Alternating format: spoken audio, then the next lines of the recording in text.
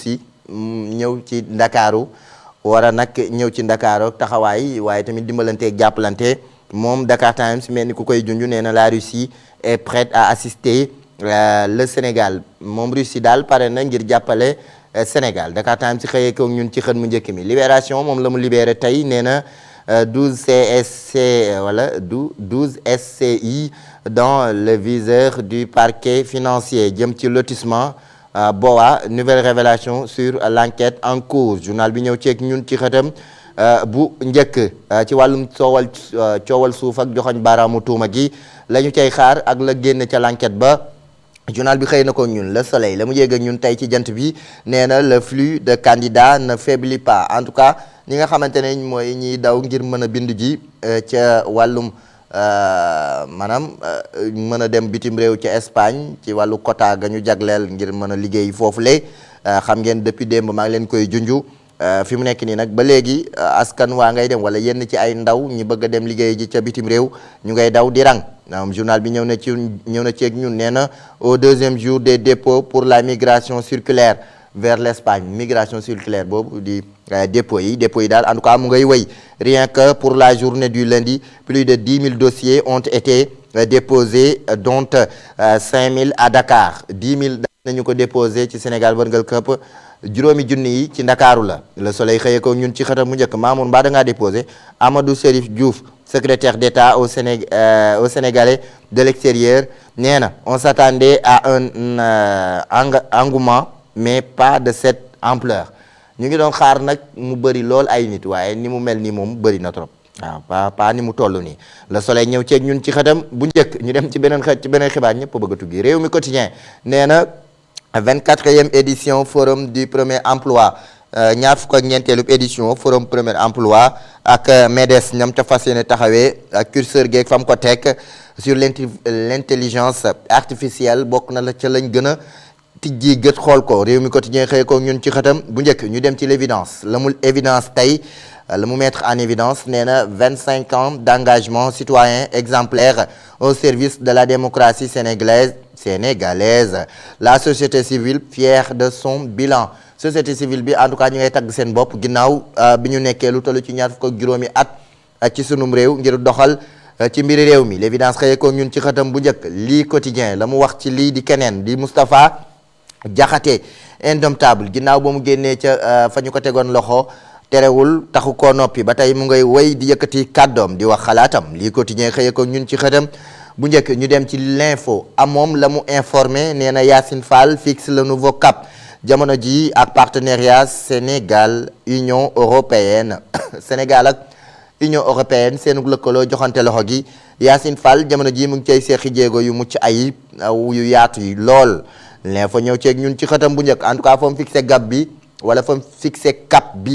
ba fa mu jublu journal bi mu ngi ñu koy junj tribune la mu yégal tey ci tribune bi nee na l'espoir de la jeunesse s'effondre li nga xamante ne moo di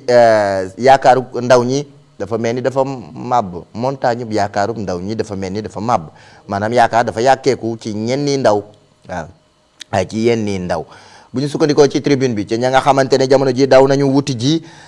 lii di binduguy ci mbirum tukki gi le ministre Mabouba Diagne Péné demande au gouvernement de se mettre au travail Mabouba Diagne mu ngay naqarlu te it am ci xol bu métti mu ngi sàkku nag ci gouvernement bi ñu daal di seqi jéego maanaam ñu baral mbir mi waaw ñu accélérer cadence gi am na ku fi waxoon loolu dem tribune am na ku fi nekk ku fi waxoon accélérer la cadence Mabouba Diagne nee na nañu accélérer cadence bi gouvernement bi nañu liggéey waaw kay tribune loolu la xëyee ñun ci xët mu njëkk mi man waxuma dara de Mamour direct news la mu wax direct tey nee na direct news Donald Trump corse les critères mbirum tukki gi ba tey ci suspension de l'aide extérieure des États-Unis aide wala ndimbal gi nga xamante ne mu ngay bàyyeekoo ca États-Unis ak ni ñu ko dakkandale woon ni ñu ko daal di ajee woon moom Donald Trump mu ngay daal di gën a nag serré li nga xamante ne moo di critères yi kañu ko war a jagleel nañu koy jaglelee ak fa ñu koy jagleel direct news xëye ko ñun ci xëtam bu njëkk Donald Trump ak ay kàddoom ñu dem ci beneen xët ci beneen xibaar di yor tey la mu yoral ci xët mi nee na 38 milliards en 2019 le projet dont les travaux sont à l'arrêt passe à 50 milliards CDC tour des Mamelles Aliou Sall autour de Babel nee na nag jamono ji immeuble bu ngand bu ponkal boobee lu toll ci fanweer ak juróom-ñett ci ay milliards ci atum 2019 projet bi ba léegi mu nga daal di tënku ci juróom fukki milliards ba tey mu ngi taxaw yor xëye ko ñun ci xëtam bu njëkk di ñu ko fàttali ñu dem ci leneen di Les Échos moom tey la mu yéegal ci écho bi nee na le message de Serigne Mansour Sy Djamil aux autorités. Serigne Mansour Sy Djamil gàmmu annuel bu Louga dundu ngeen ko ak radio télévision Asfiya ak la mu yëkkati ci ay kàddu la mu sàkku ci autorité yi moom Les Échos xëye na ko ñun ci xëtam bu njëkk nee na les jeunes ont pris le pouvoir dans ce pays mais rien n'exclut l'expérience nee na ndaw ñi ñoo jël nguur gi réew mi ci doxalinu réew mi waaye dara daxul dara it fankul li nga xamante ne moo di expérience bi fi ne waaw terewul ne expérience mu ngi fi expérience mën na doxal waaw ndaw ñi ñoo jël nguur gi waaye terewul ne am na expérience bu ci ne waaw dara warul dàq lii di xam-xam bi fi ne ak expérience bi fi ne selon Serigne Mansour Sy Djamil la jeunesse est synonyme d'espoir mais elle a besoin de l'expérience des anciens waaw nee na jeunesse bi xool kaak daw dama leen waxoon xool kaak daw bu sew bi Mamour gis nga daw bi dama dooma gàcc muy cokki noonu yow kay siiw nga ni xorom fi mu nekk nii jaru ngay yollee ko di daw de en tout cas sëñ Mansour Sy Djamil nee na la jeunesse est synonyme d'espoir mais elle a besoin de l'expérience des anciens ndaw ñi ñoom ñooy yaakaar gi waaw jëm ko na mu gox mu ngi dépendre ci ndaw ñi seen engagement waaye nag expérience beeg xam-xam bi dañu ko soxla bi nga xamante ne moo nekk ci anciens yi ci mag ñi moom journal Les Échos xëy koog ñun ba tey ci kàddu yi Serigne Mansour Sy Djamil bi ma def focus regardez en France ils sont restés des mois sans gouvernement après un vieux de 73 ans a remplacé un autre vieux de 73 ans journal bi ñëw ci ñun ci xëtam bu njëkk di ñu ko fàttali ak France nañu doxalee donte ne toog nañ ay weer amuñu gouvernement waaye terewul ka ñuy teg ca kaw bopp ba mag la ka ko remplacer it mag la ka wàcce ca bopp ba mag la ce n'est pas pour rien qu'aux États-Unis un vieux de 80 ans a remplacé un autre vieux de 82 ans loolu tamit da nga koy gis ca États-Unis mag moo xamante ne am na lu toll ci juróom-ñetti fukki at wàcce ku toll ci juróom-ñetti fukki at ak ñaar daal di ko remplacer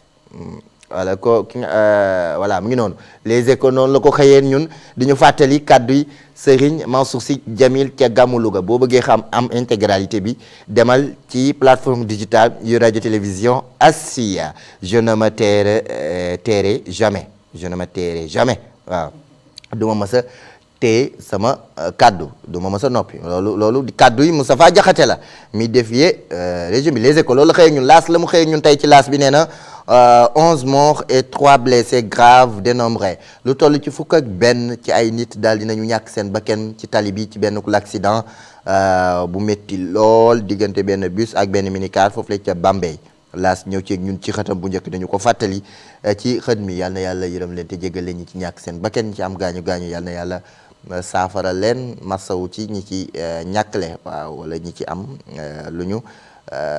nasaxle en tout cas di leen masawu bu baax tali bi daal nañ yàlla dolli sutura rek te may ñu mucc ak muccale incha allah en tout cas laas loolu la xëy ñun ci xën mu njëkk mi nee na 11 morts et 3 blessés graves dénombrés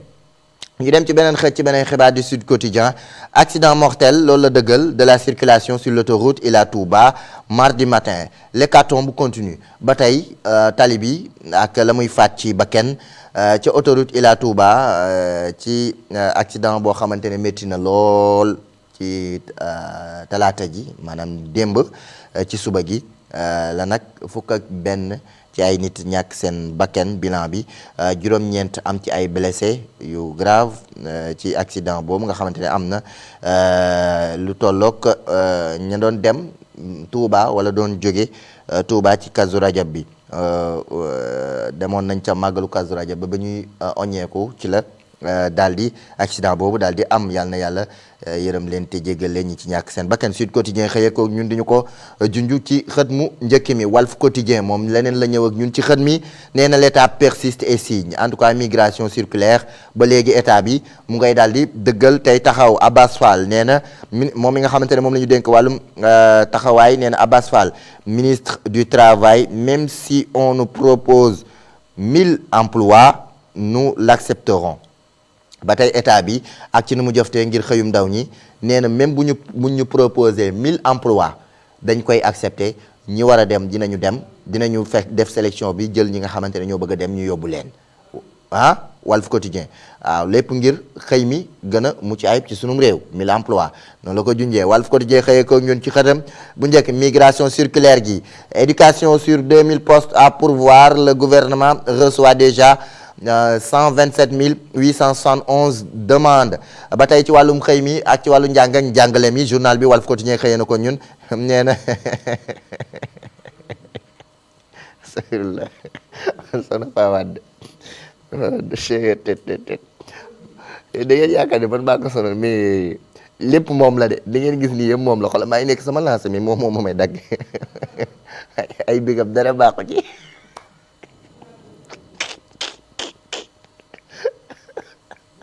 mel ni kuy dem examen nii yor ay bigam bij ji dara baaxu ci muy xoos mel ni élève CM2 nii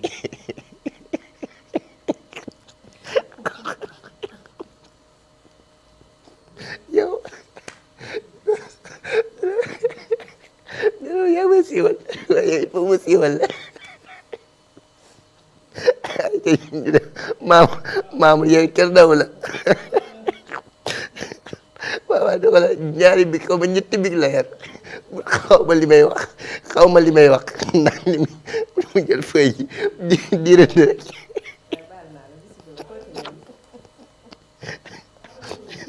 wala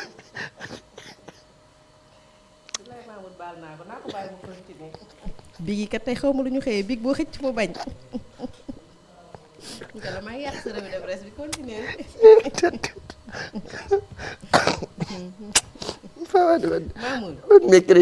mercredi maa ngi leen di wax ngeen di ma wet bi mercredi soo coono gi may ànd ak ma yàlla rek ko xam Walf Quotidien waaye noonu dañ naan ma yaa raw ndar waaye dëgg la ko dañ naan ma yaa raw ndar waaye dëgg la sama féex gi ëpp na nag waaye Mamour bi gi daal bu ma xëy daal ay sama ji gis yaa sama da nga def Walf Quotidien nee na l'état persiste et signe ci wàllu immigration geek tukki gi la mu ca nar ak jéego yam ca fas yéene seex ba léegi teggiwul tànkam. Vox Populi un minibus percute un véhicule en panne 12 morts 8 blessés lu toll ci fukk ak ñaar la wax moom Vox Populi donte ne maa ngi leen doon wax fukk ak benn juróom-ñett daal di ci ñàkk seen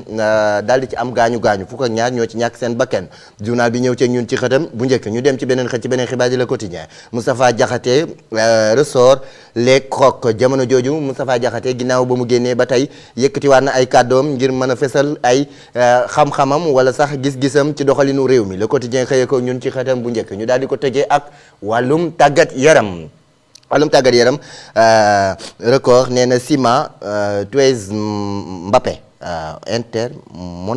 Monaco ak Inter Lamine vise le top 8 Ligue des Champions Brest ak Real Madrid bu 20h jotee lay doon diggante Brest ak Real Madrid diggante Mbappé ak ki nga xamante ne moo di Abdallah Sima incha allah ñoo war a laale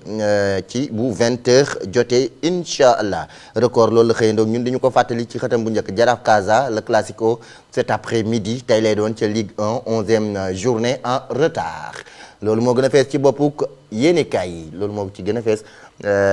di leen jaajëfal bu baax ci teewlu bi xam naa ne daal